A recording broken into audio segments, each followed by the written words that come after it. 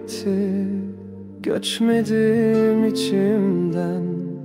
Gözlerimde hasret, elimde zincir.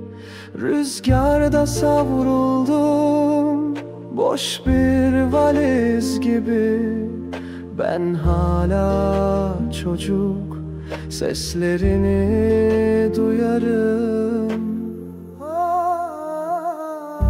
Yolum sürgün, kalbimde vatan. Karanlıkta bir yıldız yanar. Özgürlük uzak bir masal.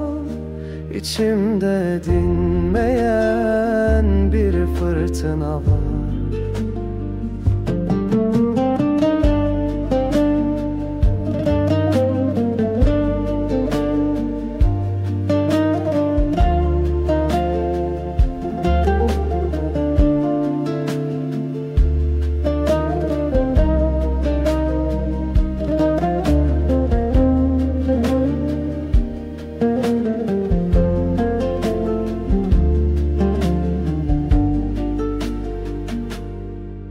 Toprağım uzak, sesim yankısız.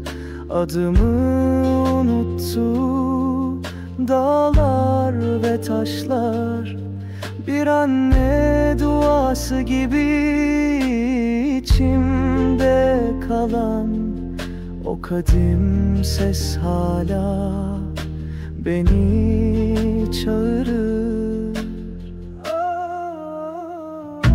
Yolum sürgün, kalbimde vatan. Karanlıkta bir yıldız yanar. Özgürlük uzak bir masal. İçimde dinmeyen bir fırtına var.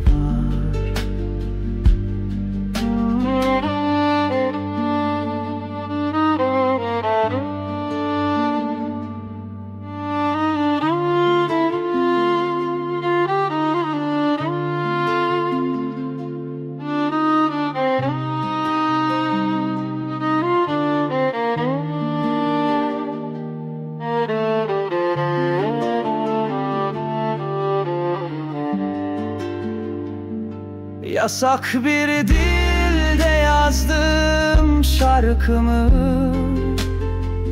Sustukça çoğaldı içimde çığlık. Zincir çözülmez ama kalbim serbest. Ben hala göğe bakmayı unutmam.